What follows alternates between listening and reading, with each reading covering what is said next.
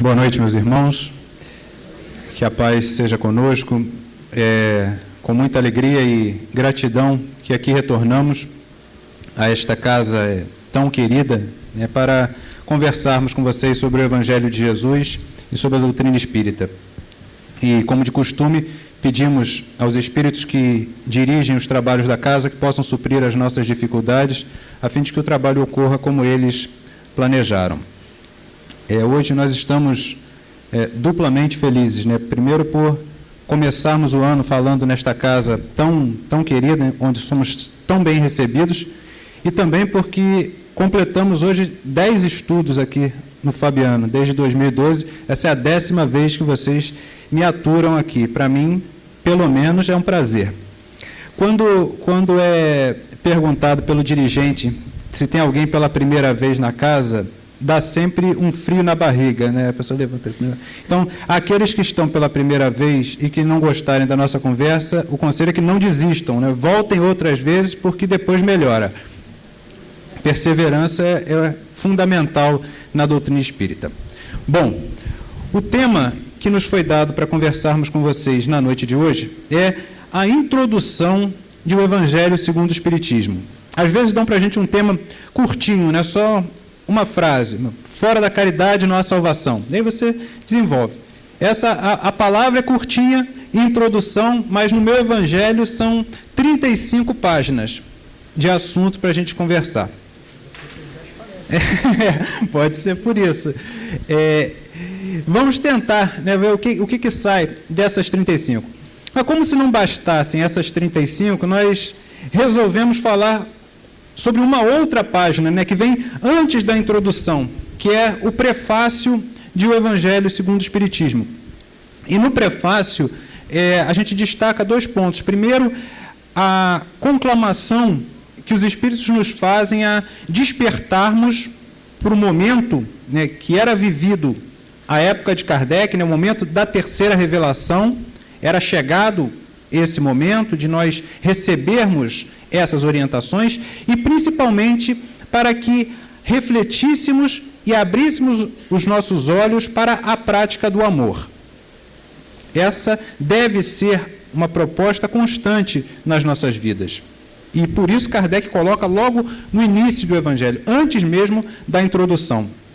Essa mensagem é assinada pelo Espírito da Verdade, ou o Espírito de Verdade, em algumas mensagens, E já que a gente está falando da introdução do estudo do Evangelho segundo o Espiritismo, a gente podia também, brevemente, refletir sobre quem é o Espírito de Verdade. Eu não sei se vocês já se perguntaram sobre isso, E essa é interessante, que é uma questão que não tem uma resposta fechada na doutrina espírita. Mas eu acho que é importante a gente saber, como é um estudo introdutório, quais são as acepções dessa palavra. Quando a gente escuta Espírito de Verdade, o que pode ser? Basicamente, nós encontramos 5 hipóteses para as mensagens assinadas pelo Espírito de Verdade. Alguns acreditam que o Espírito de Verdade seja o próprio Cristo. E há algumas mensagens escritas até na primeira pessoa, que dá a entender exatamente isso. Outros acreditam que o Espírito de Verdade era o Espírito mentor de Kardec, que tem uma passagem em Obras Póstumas em que Kardec é alertado pelo seu Espírito protetor sobre determinados erros que ele estava cometendo na elaboração da codificação, e ele pergunta ao Espírito qual o nome dele, e ele diz: você pode me chamar de Verdade. Outros acreditam que o Espírito de Verdade é a própria codificação, é o próprio Consolador. Alguns acreditam que o Espírito de Verdade é um dos espíritos da falange que compõe os espíritos que trouxeram a terceira revelação para nós, que produziram a codificação. E, por fim, acho que a mais aceita das definições é que o Espírito de Verdade é esse conjunto de espíritos que foi enviado a nós por Jesus para trazer a doutrina espírita. Acho que a gente pode escolher qualquer uma delas, mas estamos falando sobre isso só para vocês, de repente, uma determinada definição e depois escutam outra, qual será que está certo? Será que esse está errado? Né?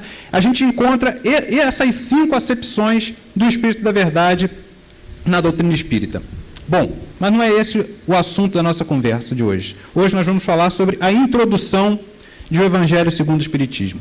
E no início da introdução do Evangelho segundo o Espiritismo, Kardec vai falar para a gente do objeto de estudo desse livro. Ele diz que os evangelhos podem ser divididos, basicamente, em 5 grupos de assuntos. Os atos comuns da vida de Jesus, os milagres, as predições, aquelas palavras de Jesus que foram tomadas pela Igreja como dogmas e os ensinamentos morais do Cristo. Com relação aos 4 primeiros tópicos, a vida ordinária, normal de Jesus, os milagres, as predições e o que foi tido como dogma pela Igreja, sempre houve controvérsias. Isso sempre gerou debates, discussões, divisões entre os homens. E Kardec diz que não é esse o objeto do estudo do Evangelho segundo o Espiritismo. Nós não vamos encontrar discussões sobre esses 4 pontos nessa obra. Mais para frente, alguns anos depois da edição do Evangelho segundo o Espiritismo, Kardec até se debruça sobre 2 desses assuntos, sobre os milagres e sobre as predições nos Evangelhos. Se a gente for procurar lá na Gênese, a gente vai encontrar esse assunto. A Gênese, por sinal, tem como nome a Gênese, os milagres e as predições segundo o Espiritismo. Mas, no Evangelho, não. No Evangelho, nós vamos encontrar o estudo a respeito dos ensinamentos morais de Jesus, que, diferentemente dos outros 4 tipos de assunto que nós podemos encontrar nos Evangelhos, mantém-se sólidos, mantêm-se inatacáveis diante das controvérsias que envolvem as religiões. Os ensinamentos morais de Jesus são perenes. Ali nós encontramos uma base sólida e imutável e segura para a nossa caminhada aqui na Terra. E ele diz que no correr dos anos, muitos homens se admiram da beleza dos ensinamentos de Jesus, mas poucos de verdade se debruçam sobre esses ensinamentos para estudá-los, compreendê-los e principalmente colocá-los em prática. E é exatamente esse o objetivo dele com esta obra. Esmiuçar, buscar o que nós podemos, de fato, extrair dali para aplicarmos na nossa vida prática. Kardec nos diz, nos lembra que a parte moral do Evangelho de Jesus é um código universal, vale para qualquer religião. E o Espiritismo, surgido numa época em que nós já estávamos, suficientemente amadurecidos moralmente e também intelectualmente, vem apresentar a chave para nós decifrarmos uma série de passagens que se apresentavam um pouco truncadas desde a época de Jesus. Não por outra razão, ele promete aos seus discípulos que enviaria um outro Consolador que relembraria a eles o que ele tinha dito e ensinaria todas as outras coisas, e que permaneceria com eles até o final dos tempos. Então, chegado esse momento de amadurecimento da humanidade, vêm os espíritos relembrar a moral do Mestre e acrescentar a ela coisas que, à época de Jesus, nós não podíamos compreender. Pela nossa própria imaturidade espiritual, por assim dizer. Essas verdades evangélicas, morais, nunca estiveram afastadas da humanidade, né?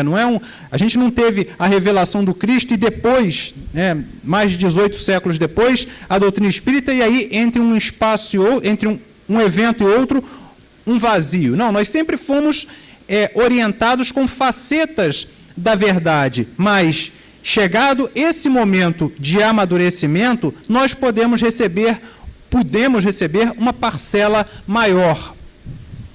Mas para isso é necessário que nós nos debrucemos com disposição sobre esses ensinamentos e aprendamos com o que os Espíritos têm a nos ensinar. Kardec estrutura o Evangelho segundo o Espiritismo basicamente da seguinte forma: ele agrupa, né, logo no início, determinados trechos do Evangelho, ou até de outras obras, né, do Novo Testamento, pode ser das cartas de Paulo, ou de outras cartas. Ele agrupa trechos do Evangelho, do Novo Testamento, melhor dizendo, que tenham um assunto em comum. Depois ele vem com um comentário dele, logicamente baseado nos ensinos dos Espíritos, naquilo que ele recolheu de orientação espiritual, e depois, a título de complemento daqueles ensinamentos, ele traz as chamadas instruções dos Espíritos, que são mensagens transcritas dos Espíritos e assinadas pelo Espírito responsável por aquela orientação. Às vezes ele traz um trecho, a explicação, depois outro trecho evangélico, a explicação, e no fim, essas instruções. Essa fórmula, né, se repete na grande maioria dos capítulos de O Evangelho segundo o Espiritismo. Com relação a essas instruções... Opa! Voou meu improviso, né? Se eu perco isso aqui, vocês vão escutar outras coisas. Com relação às instruções dos Espíritos, Kardec nos esclarece que elas são oriundas, né, dos mais variados espíritos, trazidas por diversos médiuns em diversas partes do mundo. Não são fruto apenas de um médium. E é interessante que ele coloca no fim de cada instrução dos Espíritos o nome do Espírito, mas não coloca o nome do médium.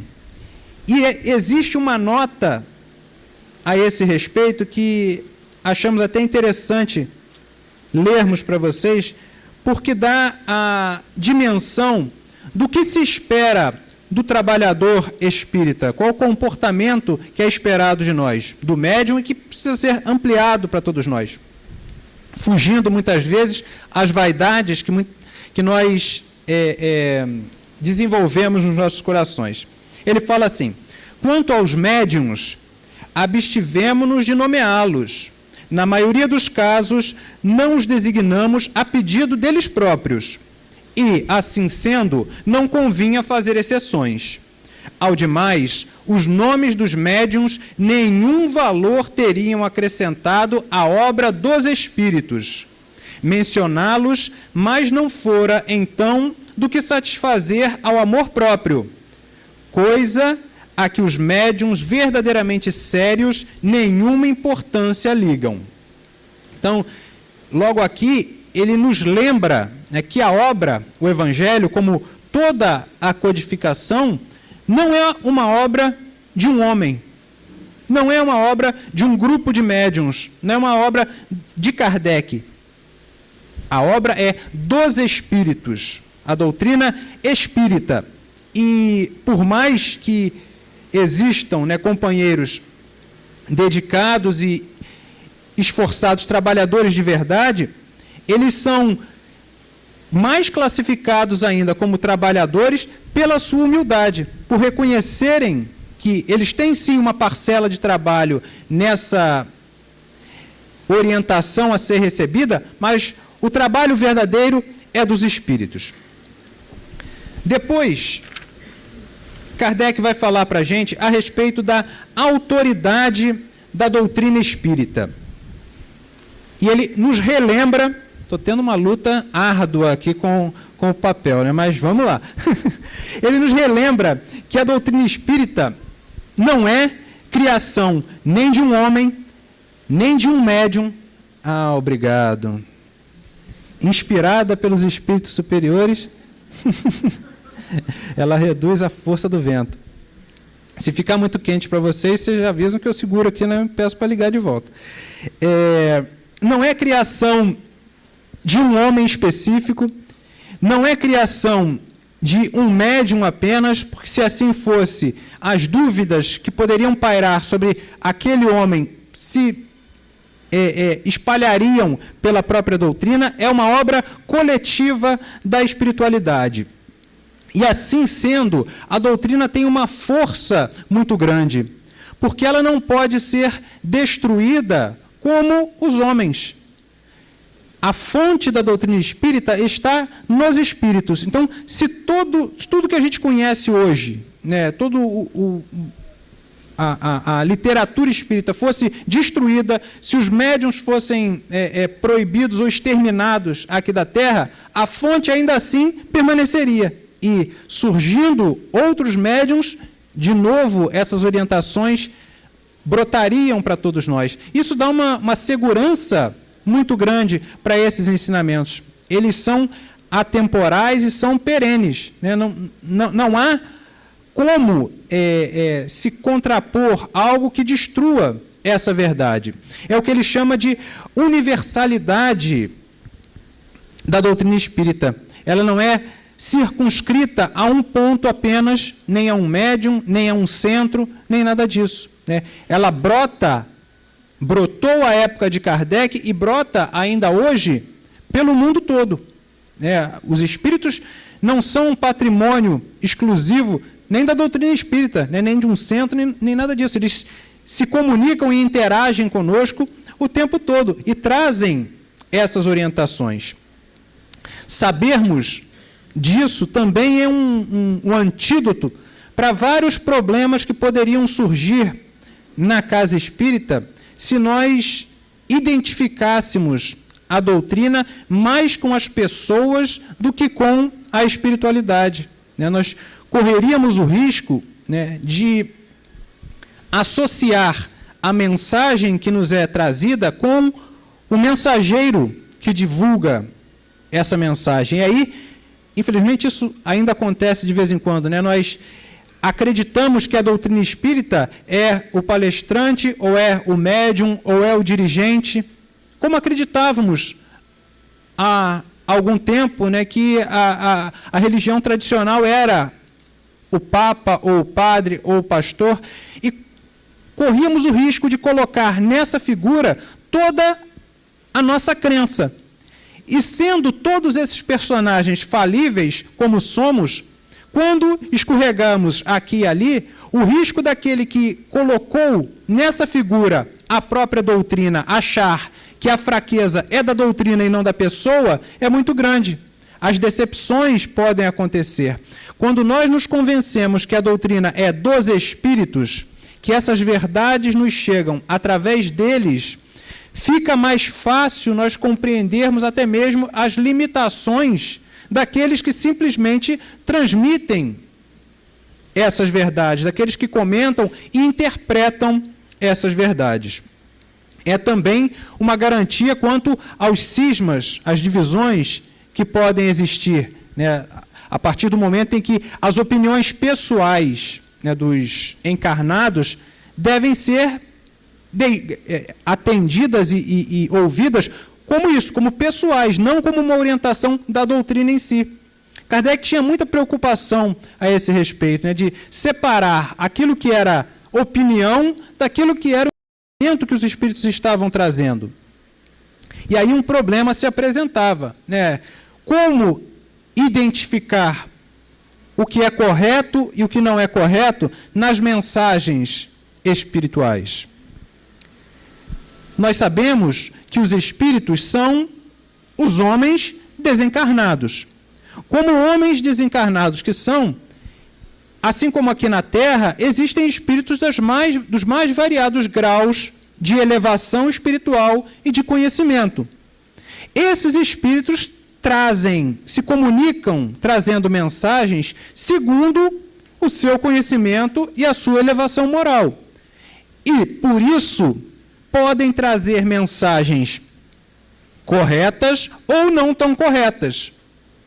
Como identificar uma da outra? Esse foi um problema que Kardec enfrentou e resolveu, com orientação dos próprios espíritos, com aquilo que ele chamava de controle universal do ensino dos espíritos. O que isso quer dizer? Ele diz para nós que a primeira análise que nós precisamos fazer a respeito dos ensinos dos espíritos e que ele fez para toda a codificação é passar cada ensinamento recebido pelo crivo da razão. Aí nós não podemos nos esquecer que a época de Kardec ele se comunicava com centenas de núcleos espíritas no mundo todo, recebia orientações no mundo todo. E precisava, então, refletindo a respeito dos caracteres dos espíritos desencarnados, observar o que tinha de produtivo e o que tinha de improdutivo nas mensagens recebidas. Uma vez, como falamos, os espíritos são mais ou menos evoluídos do que nós, de acordo com aquilo que já conquistaram. A esse respeito, e passar tudo pelo crivo da razão, ele fala assim: o primeiro exame comprobativo da veracidade do ensinamento é, pois, sem contradita o da razão, ao qual cumpre se submeta, sem exceção, tudo o que venha dos espíritos. Passarmos pelo crivo da razão tudo o que venha dos espíritos. Essa é uma lição que Kardec adotou à época dele e que vale para nós ainda hoje. Nós não podemos ficar reféns de algo que alguém nos imponha como verdade. A doutrina espírita é uma doutrina que nos faz raciocinar sobre aquilo que aprendemos. Então, todo e qualquer ensinamento que nos chega precisa passar pelo crivo da razão, independentemente de onde venha. Passada essa etapa, ele vai para o estágio seguinte. Bom, a mensagem que me chegou passou pelo crivo da razão. Tem uma lógica nisso que os espíritos estão falando. Dá para tomar isso já como verdade? Pode ser verdade, como pode não ser. Como é que ele soluciona esse problema? Ele soluciona isso justamente com esse controle universal do ensino dos espíritos. Ele diz, se determinada orientação surge em vários pontos ao mesmo tempo, falando de forma semelhante sobre determinado assunto, é porque, de fato, os espíritos estão trazendo uma verdade. Se surge uma ideia que até aparentemente possa ser racional, mas que é uma ideia isolada, afastada do que o que a maioria dos espíritos estavam falando para ele, ele automaticamente afastava. Porque entendia Kardec que era melhor você afastar um determinado conceito ainda não comprovado, ainda que fosse verdade, do que admitir algo falso e ali nós construirmos todo um edifício da nossa fé sobre algo que depois iria desmoronar. Ele diz, se você recebe uma orientação que é verdadeira, mas que não está muito certo e não aplica, por ela ser verdadeira, ela vai surgir em outro momento, ela vai reaparecer. Isso acontece muito com a humanidade. Nós recebemos determinadas orientações, mas não estamos muito certos a esse respeito, deixamos de lado, quando estamos amadurecidos, ela ressurge e nos faz compreender o que de fato podemos absorver como verdade. É esse o trabalho que Kardec faz no Evangelho segundo o Espiritismo. Passa todas essas mensagens relacionadas aos ensinamentos morais de Jesus por esse crivo, por esses crivos, o crivo da razão e o controle da maioria das comunicações espíritas. Ele vai até mais além, né? Durante 12 anos, ele faz da Revista Espírita, que era uma revista mensal publicada na França, um verdadeiro fórum de discussão sobre esses assuntos que ainda não estavam muito bem resolvidos. Então, determinadas mensagens sobre certos assuntos chegavam a Kardec, ele publicava na Revista Espírita e abria, né, o espaço para a discussão e para o recebimento de outras orientações. E, uma vez que o assunto estivesse fechado, ele colocava na codificação. Interessante que o próprio Kardec, né, em mais uma lição de humildade, de simplicidade e de se colocar numa posição de reconhecer que a doutrina é dos espíritos, classificava a própria opinião dele como estritamente pessoal, né? Em vários momentos, né, ele diz, os espíritos respondem assim, assim, assim a essa questão, embora eu pensasse que fosse dessa e dessa outra forma, né? E ele fala que não existiria razão nenhuma, né, para que nós entendêssemos a opinião dele como verdadeira pelo simples fato de ser ele que está refletindo a esse respeito. Essa é uma lição que acho que também deveria ser mais presente em cada um de nós, né? Nós não podemos e nem devemos achar que determinado aspecto da doutrina espírita é verdadeiro só porque nós acreditamos dessa forma, né? E nem devemos nos deixar levar, né, por determinadas opiniões só porque é fulano ou beltrano que está falando, né? Nós precisamos refletir e nos convencer das verdades da doutrina espírita. A doutrina espírita não tem nada a temer sobre qualquer análise que possa ser feita dos seus postulados. Muito pelo contrário. É nessa análise, é nessa reflexão que está a força da doutrina espírita. Nem devemos nos paralisar, né, ante a observação, né, a análise daquilo que nos interessa, né? Cada um vai se dirigir para aquelas obras e para aqueles assuntos que mais digam respeito às suas preferências pessoais. E, a partir dali, tirar o que tem de positivo e o que tem de negativo. É verdade que hoje nós atravessamos, né, um boom de espiritualismo, né, até nas editoras, né, se nós formos ver nas livrarias, tem lá espiritismo, e ali tem um monte de coisa que não é doutrina espírita. São até supostamente psicografadas e tal. A doutrina espírita proíbe que nós leiamos essa ou aquela obra, esse ou aquele livro? Não, nem poderia, né? Não está aqui para dizer o que a gente deve ou o que não deve ler. Agora, seria aconselhável que nós, espíritas que somos, nos debruçássemos primeiro sobre as obras que compõem a nossa doutrina, sobre a codificação trazida por Kardec, para que, a partir daí, solidificados numa base, né, segura, nós pudéssemos ler aquilo que bem entendêssemos e retirar dali o proveito ou não, né? Analisarmos livremente qualquer obra e dizer, bom, isso aqui tem isso que é verdade, isso que é contrário ao que diz a doutrina espírita, né? O problema, né, é nós muitas vezes nos enveredarmos em determinadas obras que não são as mais indicadas, porque não são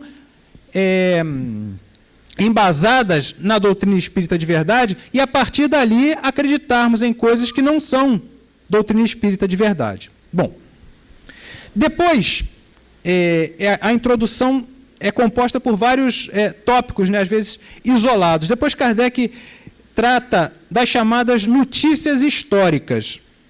E eu peço licença a vocês para dar só uma pincelada sobre o que são essas notícias históricas, e não vamos entrar em detalhes sobre nenhum dos itens. Nas notícias históricas, Kardec faz alguns esclarecimentos sobre termos definições de algumas palavras que estão contidas nos evangelhos. É como se fosse um mini dicionário contido na introdução do Evangelho segundo o Espiritismo. Então, lá a gente tem a definição do que é fariseu, do que é um saduceu, do que é um samaritano, o que é uma sinagoga, quem foram os essênios, tudo isso tem lá na introdução. Seria, acho que, cansativo nós lermos o que ele trouxe sobre cada um desses tópicos. Acho que aqueles que tiverem mais interesse podem ir lá na introdução e verem o verbete que tem dúvida. É disso que tratam as chamadas notícias históricas. O último tópico, mas o maior deles, da introdução do Evangelho segundo o Espiritismo, é aquele em que Kardec faz uma associação entre Sócrates, Platão e a doutrina espírita, considerando esses dois filósofos, na verdade, como precursores da doutrina. E nesse tópico ele vai trazer para a gente a análise do que essas pessoas falaram à época em que viveram aqui na Terra e de como eles se aproximaram da doutrina do Cristo e da doutrina espírita. Kardec diz para nós que as grandes verdades nunca surgem de uma maneira assim imediata, instantânea para os homens. Elas vão amadurecendo passo a passo. Até nós chegarmos à doutrina espírita, a humanidade passou por várias e várias orientações de cunho moral. Passou por um crescimento intelectual progressivo. E ele vem dizendo para nós que já, quase 5 séculos antes de Cristo, Sócrates trazia orientações muito próximas às que Jesus deixou para nós e que foram repetidas pela doutrina espírita. Sócrates atacou de forma muito incisiva, os costumes, a hipocrisia da sua época e exaltou as virtudes que nós precisávamos desenvolver. Ele dizia que para acreditar em algo era preciso verificar se realmente aquilo era verdade. Era preciso refletir a esse respeito. Aqui a gente já encontra um paralelo bem forte com a doutrina espírita, como acabamos de falar. É a fé raciocinada, nós precisamos refletir sobre aquilo que aprendemos. E também com a doutrina de Jesus, quando ele diz: conhecereis a verdade e a verdade vos tornará livres. Sócrates buscava constantemente essa verdade. É claro, como nós vamos ver, ele conhecia uma parte do que hoje nós conhecemos. Ele conhecia aspectos dessa verdade que hoje nós conhecemos, que também ainda é uma parte da grande verdade.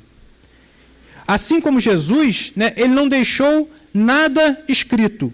Tudo que nós conhecemos de Sócrates é fruto da obra de um de seus discípulos, de Platão. Através da obra de Platão, que comenta em vários livros os diálogos que Sócrates tinha com as pessoas ou com os seus acusadores, quando ele foi levado a julgamento. Através desses diálogos nós temos ideia do pensamento de Sócrates. Como ele tinha essa proposta de atacar a hipocrisia reinante naquela época, que não devia ser muito diferente da hipocrisia da época do Cristo, que também não é muito diferente da hipocrisia que nós vivemos hoje, e todo aquele que ataca a parte mais negativa de uma sociedade corroída por dificuldades, enfrenta a oposição da classe dominante, Sócrates é levado a julgamento na Grécia, acusado de 3 coisas. Acusado de não acreditar nos costumes e nos deuses gregos, acusado de se unir a deuses malignos que gostavam, que promoviam a desgraça nas cidades, e acusado de corromper os jovens com as suas ideias.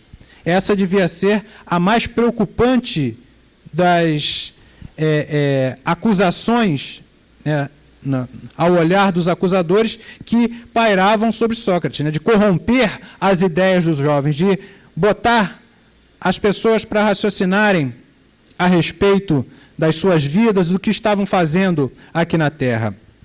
Ainda hoje, aqueles que pensam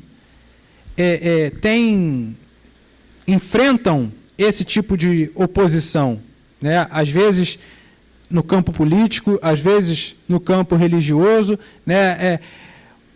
os que desejam qualquer tipo de dominação sobre os homens, desejam que nós não pensemos, que simplesmente aceitemos o que nos é imposto.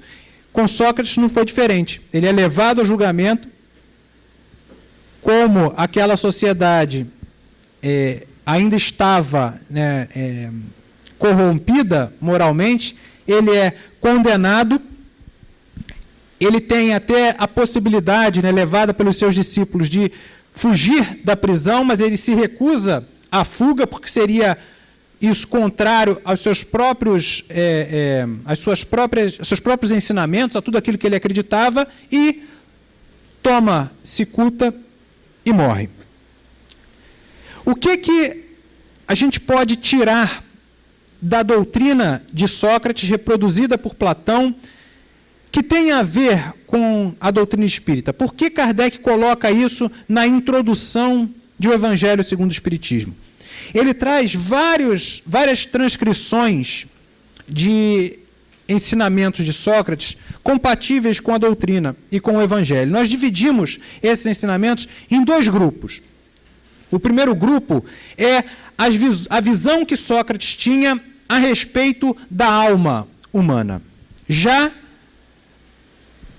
há praticamente 5 séculos antes de Cristo, ele já tinha clara para ele a percepção de que eram coisas distintas o espírito que somos e o corpo que utilizamos. E a partir daí, a partir dessa distinção, ele desenvolvia o seu pensamento a respeito do que importava para nós como alma imortal. O que de fato é valioso para o homem? Ele indagava. Se nós somos imortais, se a alma continua, nós devemos ficar mais olhando para as coisas do corpo que são perecíveis, ou nos importarmos com as coisas imortais, com aquilo que nós levamos para o mundo espiritual? Ele tinha muito claro também a ideia de que as faculdades dessa alma encarnada eram obscurecidas e influenciadas pelo corpo físico, o que a doutrina espírita muito claramente também nos ensina. Olha o que ele fala: o corpo nos suscita 1000 obstáculos pela necessidade em que nos achamos de cuidar dele. Ao demais, ele nos enche de desejos, de apetites, de temores, de 1000 quimeras e de 1000 tolices, de maneira que com ele impossível se nos torna ser ajuizados sequer por um instante. Das dificuldades que o espírito tem de enfrentar a sua depuração quando em contato com a matéria. Nós que ainda somos tão apegados a esses gostos. A doutrina espírita também vai nos falar a esse respeito. É claro que ela vai nos esclarecer, como nós até já comentamos aqui em outra ocasião, que nós não somos escravos do nosso corpo. Quando diz o corpo é fraco, não, o corpo é fraco porque nós, como espíritos, ainda somos fracos. Mas ele já tinha um vislumbre dessa ideia, do quão difícil é para o espírito, quando encarnado, passar por essas situações. Ele tinha a ideia da reencarnação também presente. Ele diz: a alma impura, nesse estado, se encontra oprimida e se vê de novo arrastada, nesse estado depois desencarnada, e se vê de novo arrastada para o mundo visível. Erra, então, em torno dos monumentos e dos túmulos, junto dos quais já se tem visto os tenebrosos fantasmas, quais devem ser as imagens das almas dos que deixaram o corpo sem estarem inteiramente puros, e onde continuam a vagar até que os apetites inerentes à forma material de que se revestiam as reconduzam ao corpo. Vejam, a doutrina espírita, às vezes a gente acha equivocadamente que a ideia da reencarnação é um patrimônio da doutrina espírita, não, né?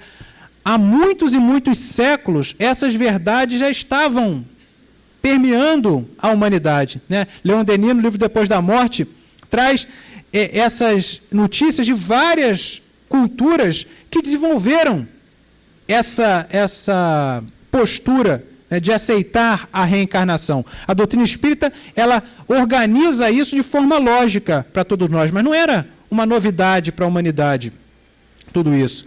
A doutrina de Sócrates, né, nela a gente vai encontrar menções aos anjos guardiães, ao papel que eles desempenham conosco, ao julgamento que o justo e que o injusto tem quando retorna ao mundo espiritual, a necessidade que o espírito tem de reencarnar para se depurar.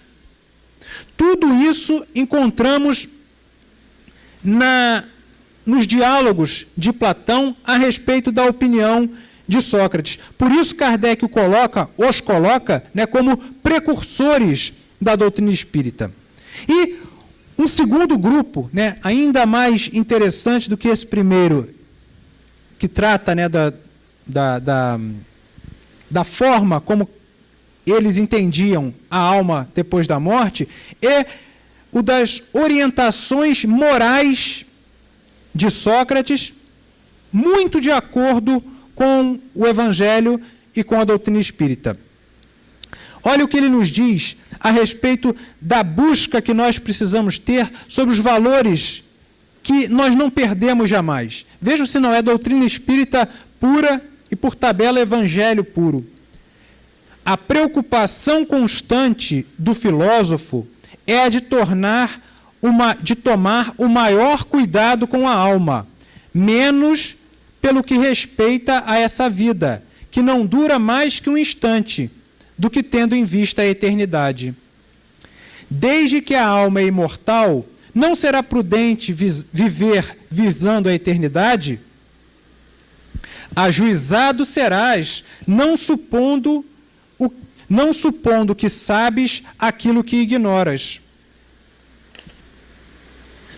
E conforme a doutrina de Jesus, ele nos diz: nunca se deve retribuir com outra uma injustiça, nem fazer mal a ninguém, seja qual for o dano que nos hajam causado. Vejam, não é muito próximo da orientação de Jesus quando fala, né, aos discípulos: vocês ouviram o que estava escrito lá no Antigo Testamento: amem os seus amigos e odeiem os seus inimigos. Eu, porém, vos digo: amem os seus inimigos. Façam o bem àqueles que odeiam vocês. Orem por aqueles que os caluniam e perseguem.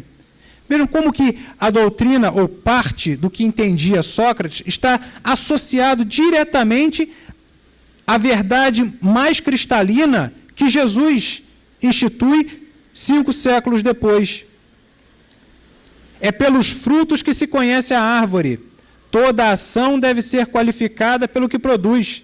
Também direto, quase que literalmente aquilo que Jesus falava. A riqueza é um grande perigo. Todo homem que ama a riqueza não ama a si mesmo. É impossível não nos lembrarmos de Jesus, né, dizendo que nós não podemos servir a 2 senhores igualmente, né, porque amaremos a um e deixaremos de servir a outro. É impossível servir a Deus e às riquezas do mundo, né? Dedicarmos o mesmo esforço à aquisição dos valores espirituais e às coisas da matéria.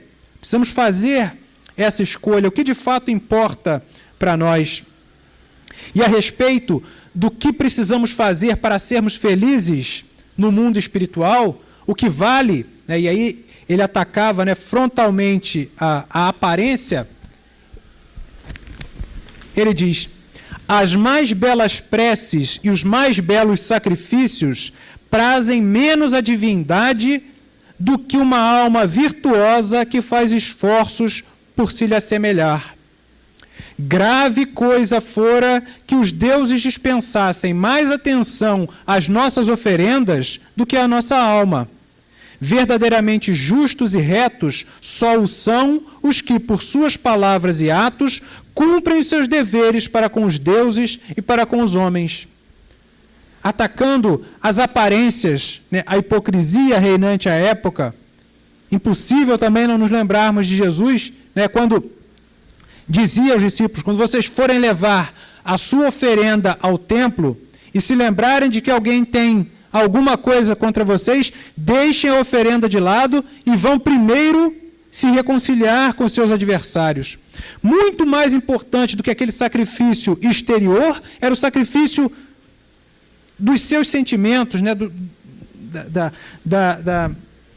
nos diz Kardec, né, o sacrifício mais agradável a Deus, o sacrifício do nosso orgulho, da nossa vaidade, buscar a reconciliação aqui na terra, buscar a construção de laços positivos, a semeadura de boas coisas, é muito mais importante, aliás, é o que é importante para o homem e não a aparência, não a oferenda exterior.